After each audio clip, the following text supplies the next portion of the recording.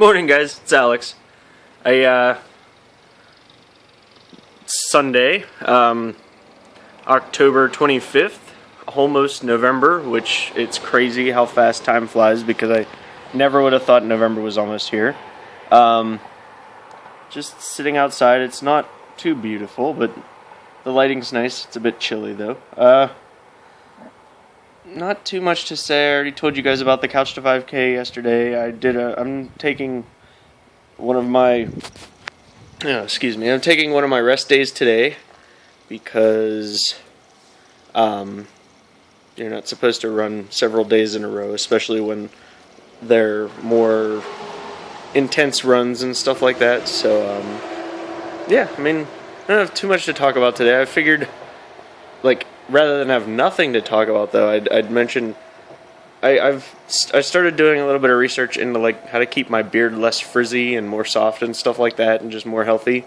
And I happened upon beard oil, and I couldn't find it anywhere, and anywhere to purchase in a store or anything like that.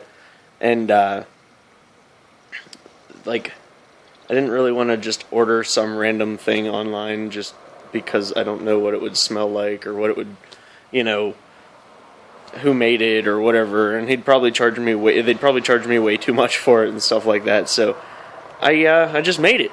I found a couple recipes online that kind of get an idea of how things were split up and stuff like that. And so I don't know if you've ever worked with essential oils, but we had a bunch of essential oils around anyway, just because we like them and use them for different things and stuff like that.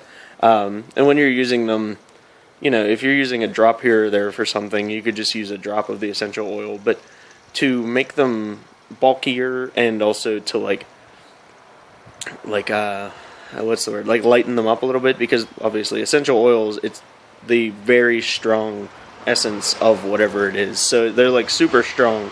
So they could cause skin rashes or something like that if applied directly and stuff like that. I mean, not all of them, but it's possible. Especially, it's just not a good idea to just dump them all over yourself unless you are used to doing that and stuff like that. So, we had to go get some carrier oils somewhere. I went around looking first, and my first goal was to buy some somewhere, but I couldn't find any. Obviously, I tried Walmart and Target and stuff like that, but I wasn't expecting too much from them just because they're bigger stores. So then we tried things like Sally's Beauty and Ulta and stuff like that, because we were down in Butler, so it was perfect place to search, but they didn't have anything either. So we went into a hair salon that was in the mall in Butler and asked if they had any, and she said, no, but some people use argan oil, and you could buy that 100% pure from a GNC. And I was like, didn't even realize GNC had stuff like that. So I was looking online for a while we were in GNC, and I couldn't find, or a lot of people seem to say that argan oil isn't the most important, isn't the best and stuff like that. But GNC happened to have, hold on, this is going to be a new type of addition to the format. GNC happened to have sweet almond oil and jojoba oil. It's backward, so it's not really backward. It looks backward on camera. I don't know if it'll look backward to you or not, but learn to read backward. And like I said, we had our essential oils. I guess I'll show them. This is bergamot, peppermint, cedarwood, lemon, and lavender. Sorry, there's a little fuzz stuck to it. Lavender. And then we found castor oil at Walmart, which is apparently a laxative, but also has things like vitamin E in it and stuff like that, and people use that as a carrier oil as well. So picked up my carrier oils, which were the jojoba and the sweet almond and the castor oil, and mixed those together, 1/3 each, 1/3 ounce each in here. So this is a full ounce of carrier oils mixed with essential oils, and then I put I think about 8 drops of bergamot in. I think I put like 4 drops of lavender. I think 1 or 2 drops of lemon, some cedar wood. I think 3 or 4 drops of that, and then like 2 or 3 drops of peppermint. I wasn't. Don't ask me what they'll do. I've read that bergamot's good for hair and skin and stuff like that, and lavender obviously is antiseptic. Lemon smells really good. I think also can be antiseptic and stuff like that, and antibacterial. Cedar wood, I have no idea. It smells really good, and I wanted some sort of woodsy aroma in my beard oil, so it says it helps to improve oily skin and clear up dandruff. So I don't have beard dandruff problems, but if I did, that would be good.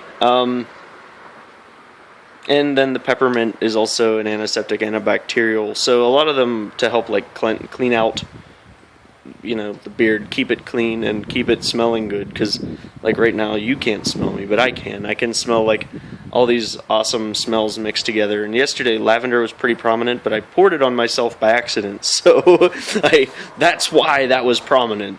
Palate cleansing when you're sniffing is definitely a thing apparently. So once my palate rested, I sniffed the beard oil again, and it has more of a strong scent of peppermint, because peppermint's pretty overpowering, but bergamot is pretty strong as well and very citrusy, so has that too. It's very nice. So yeah, I don't have, it's not like, I'm still trying to figure out the best way to apply it. I've watched a couple videos, which is really kind of weird, of people applying it and how they do it. A lot of people just put like 5 or 10 drops on their hands and then push it around on their hands and then put it on. I don't think you're not as much supposed to, it's not supposed to be like a greasy thing as like a treatment. So you add it to your beard, and then it eventually over time will soften it and also keep it less frizzy and stuff. And so I wouldn't want to put too much on and then make my beard look greasy and oily and stuff like that. So yeah, I'm trying to move on from that. I'm trying to find a short like weightlifting regimen that I can follow, because I know, I mean, you lose weight faster when you're building muscle. Muscle just helps burn weight faster. So I'd really like to start doing that, but I don't have a lot of fun doing like a 45-minute workout every day or something like that. So if I could find something that gets me like 3 or 4 things together in like, a couple sets of each or something like that in like 15-20 minutes, that'd be a lot more suitable for me. So I'm trying to find something like that right now. So if anybody has any suggestions, leave them in the comments, please. Other than that, I'm going to do Couch to 5K tomorrow. I hope in the morning. Hopefully I'll get to bed early enough, but Becky and I just both took a nap. It's kind of a crappy day. So like, sorry, that apparently leaves the lighting weird. But it's kind of a crappy day, so it was one of those like dreary Sundays. We're sitting around in our house, just like watching videos on YouTube or whatever, and we were just like falling asleep. So decided I slept for like a half hour or something like that. Woke up feeling more tired, as you normally do. It feels like when you take a nap. So then I went and jumped in the cold shower, so that helped. And so as long as I can get to sleep tonight, then I'll wake up early in the morning, do my Couch to 5K week 3, day 2, and then start the day off right. So I think that's it though. I'm going way long here, so I'm going to cut it off, and thank you guys for watching. You guys are effing amazing, and I will talk to you tomorrow.